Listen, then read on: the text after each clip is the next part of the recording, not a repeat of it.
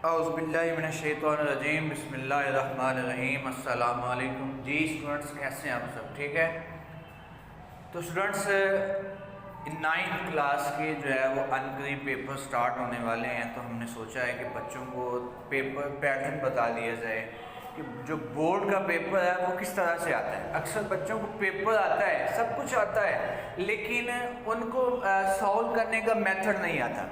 एक बात मेरी याद रखें यहाँ पे कि स्टूडेंट्स, नंबर जो है वो 3 तरीक़ों से आते हैं। एक सबसे पहला मेथड तो ये है कि आपका रट्टा जो है वो कामयाब होना चाहिए। फिजिक्स में नंबर लेने हैं, केमिस्ट्री में लेने हैं, उर्दू में, इंग्लिश में, किसी भी सब्जेक्ट में जो है वो आपने नंबर लेने हैं, तो आपका जो रट्टा है वो कामयाब होना चाहिए। सेकेंडली, आपकी हैंड राइटिंग जो है वो अच्छी होनी चाहिए।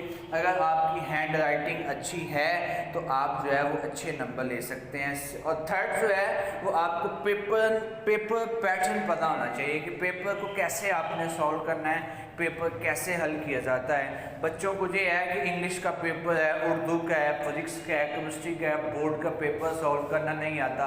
वहाँ पे कोई क्वेश्चन कहाँ पे लिखाते हैं, कोई कहीं पे लिखाते हैं, उनको ये नहीं पता कि हमने क्वेश्चन जो है वो कैसे सॉल्व करना है। तो उसके लिए हमने आज सोचा है कि बच्चों के साथ वीडियो शेयर करें ताकि हर बच्चे का फ़ायदा हो जाए। तो जल्दी जल्दी सबसे पहले आप इस चैनल को सब्सक्राइब कीजिएगा और अपनी जो राय है वो कमेंट सेक्शन में दीजिएगा। हमारी वीडियो को लाइक भी कीजिएगा और चैनल को सब्सक्राइब भी कीजिएगा।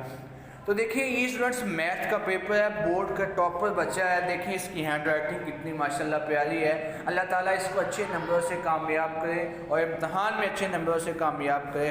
देखें, सबसे पहले तो MCQs का एक सेक्शन होता है, सेक्शन 1 MCQs होता है। क्वेश्चन नंबर 1 MCQs है, जो कि मैंने पहले भी इस कई बार वीडियो में बता चुका हूँ कि जो MCQs है वो हर चैप्टर के लास्ट पे जो है वो वहीं से MCQs आते हैं। इसके अलावा कहीं और से MCQs नहीं बनता। तो आपने स्टूडेंट्स जो MCQs जो हैं वो 12-15 MCQs होते हैं, उनको आपने अच्छे तरीके से जो है वो सॉल्व कर लेना है। उसके बाद स्टूडेंट्स बात करते हैं क्वेश्चन नंबर 2 पे सेक्शन 1 की। कि क्वेश्चन नंबर सबसे पहले क्वेश्चन नंबर 2 होता है, उसमें से आपने 6 पार्ट सॉल्व करने होते हैं। ठीक है, तो उसके लिए सबसे आप देखें 6 पार्ट आपने सॉल्व करने हैं। टोटल आपको 9 पार्ट दिए जाते हैं और उसमें से आपने जो है वो टोटल 6 पार्ट करने होते हैं। तो अब आपने जो भी 6 पार्ट करने हैं तो उसको आपने कैसे करना है, सबसे पहले देखें उसके ऊपर आप क्वेश्चन 2 लिखिएगा। जैसे एक लिखा हुआ है ना क्वेश्चन 2, इसके ऊपर सबसे पहले आप क्वेश्चन 2 लिखें। क्वेश्चन 2 लिखने के बाद आपने जो क्वेश्चन करना है उसका नंबर दें। अगर नंबर नहीं देना तो वो क्वेश्चन लिख लें। ठीक है, उसका नंबर दे कि वो देख, जैसे इस बच्चे ने लिखा है इक्वल मैट्रिक्स, इसने डिफाइन लिखनी थी, उसने डिफाइन लिखी। लिखने के बाद उसकी एग्जाम्पल दीजिएगा और उसके बाद देखिए क्वेश्चन 2 करना आपने। जो अगर 2 नहीं करना, आपने थर्ड क्वेश्चन करना है, तो आप थर्ड की हेडिंग दें। हेडिंग देने के बाद क्वेश्चन लिखें और क्वेश्चन को सॉल्व कर दीजिएगा। उसके बाद 4, उसके बाद आपने जो है वो 4 वाला पार्ट करना है, तो 4 वाले की हेडिंग दें और उसके ऊपर क्वेश्चन लिखें और उसको सॉल्व कर दीजिएगा। याद रखिए, अगर आपने क्वेश्चन 2 सॉल्व करना है तो उसी के यानी कि उसके 6 के 6 पार्ट ही आपने जो है वो एक सीक्वेंस के साथ लिखने हैं। ये ना हो कि क्वेश्चन नंबर 2 का 3 पार्ट यहाँ पे लिख दें, 3 पार्ट उसके जो है वो आप एंड वाले पेपर के एंड पे लिख दें, ताकि वो चेकर को जो है वो चेक करने में मुश्किल पेश आए और वो फिर वहाँ पे जो है वो आपका क्वेश्चन गलत कर दें। क्योंकि उसके पास इतना टाइम नहीं होता कि वो आपका एक एक क्वेश्चन डीपली जाके देखे उसमें से कि बच्चे ने कहाँ पे लिखा हुआ है, कहाँ पे नहीं लिखा। ठीक है, और दूसरी बात ये भी याद रखें कि सबसे पहले जो आपको क्वेश्चन आता है आपने वो सॉल्व करना है। यानी कि आपको पता है कि हमें शॉर्ट अच्छे तरीके से आते हैं, बिल्कुल अच्छे तरीके से आते हैं, आपने सबसे पहले शॉर्ट करने हैं। अगर आपको पता है कि हमें लॉन्ग आते हैं तो सबसे पहले लॉन्ग आपने सॉल्व करने हैं। तो जो भी क्वेश्चन, मतलब अगर क्वेश्चन 2 करना है उसके 6 के 6 पार्ट ही आपने जो है वो एक सीक्वेंस के साथ लिख देने हैं। अगर आपको पता है कि हमें इसका कोई 1-2 पार्ट नहीं आता, हमने किसी की तरफ देखना है, कहीं से और देख के लिखना है, आप उसकी जो है वो जगह छोड़ देगा, उतनी स्पेस छोड़ दें ताकि हम दोबारा वहीं पे आके जो है वो क्वेश्चन लिख दें। तो बात करते हैं, देखिए इसके बच्चे ने जो है कितना अच्छा पेपर भी लिखा हुआ है, हैंड राइटिंग चेक कीजिएगा कितना अच्छा इसका पैटर्न है। तो एग्जामिनर जो है वो चेकर जो है वो खुश होकर नंबर देता है कि बच्चे ने बड़ी मेहनत की है, बड़ा अच्छा लिखा हुआ है। तो उसके बाद देखिए जैसे ही क्वेश्चन 3 स्टार्ट हुआ, इस बच्चे ने क्वेश्चन 3 की हेडिंग दी है। अगर आप उसका 1 पार्ट करना चाहते हैं तो 1 लिखें, सेकंड करना चाहते हैं तो सेकंड लिखें। इसी तरह से जो है वो आपने 3 के 3 पार्ट कर लेने हैं। उसके बाद देखिए यहाँ से क्वेश्चन नंबर 4 स्टार्ट हो जाता है। क्वेश्चन नंबर 4 मोस्टली डेफिनेशन होती है, डिफाइन लिखें। अगर 1 पार्ट करना है तो 1 ही लिखें, ये ना हो कि 1 के बाद आपने 3 करना है तो आप 2 लिख दें, गलत हो जाएगा।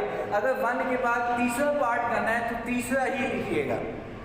उसके बाद देखिए बात करते हैं लॉन्ग क्वेश्चन की। लॉन्ग क्वेश्चन टोटल सेक्शन 2 होता है, उसके ऊपर सेक्शन 2 की हेडिंग दें। अब टोटल होते हैं आपके पास 5 क्वेश्चन, उसमें से आपने 3 करने होते हैं। टोटल 5 होते हैं, उसमें से आपने 3 जो है वो करने होते हैं। तो क्वेश्चन नंबर 5 है, जिसका ए पार्ट करना है उसी का बी करना है। अगर आपने क्वेश्चन नंबर 5 का ए पार्ट कर दिया, क्वेश्चन नंबर 6 का बी कर दिया, आपको नंबर किसी के नहीं मिलेंगे। बात में याद रखिएगा, जिसका ए पार्ट करना है उसी का आपने बी पार्ट करना है। तो देखिए इसका ए पार्ट किया इस बच्चे ने, उसी के साथ जो है उसने उसका बी पार्ट भी। याद रखें कि ए बी दोनों पार्ट करने हैं, फिर आपको फुल नंबर दिए जाएंगे, ठीक है। उसके बाद 2 क्वेश्चन करने होते हैं। एक थ्योरम होता है कंपल्सरी, जो कि कंपल्सरी थ्योरम है, आपने अच्छे तरीके से करना है, ठीक है।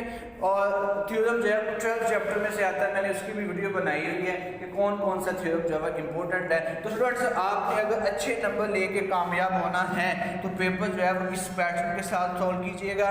देखिए इस बच्चे की हैंड राइटिंग कितनी प्यारी है, कितना अच्छा लिखा हुआ है। चेकर की कोशिश होगी कि मैं इस बच्चे को ज़्यादा से ज़्यादा नंबर दूँ, अच्छे से अच्छे नंबर दूँ।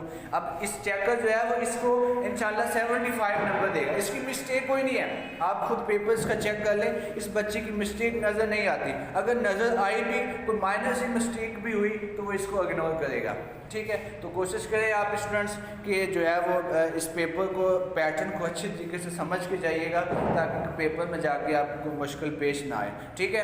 तो एंड पे हमारे चैनल को आप सब्सक्राइब भी कीजिएगा, वीडियो को लाइक भी कीजिएगा और कमेंट सेक्शन में जो है वो अपनी राय का इज़हार भी कीजिए। मिलते हैं इंशाल्लाह नेक्स्ट वीडियो में। अल्लाह हाफिज़।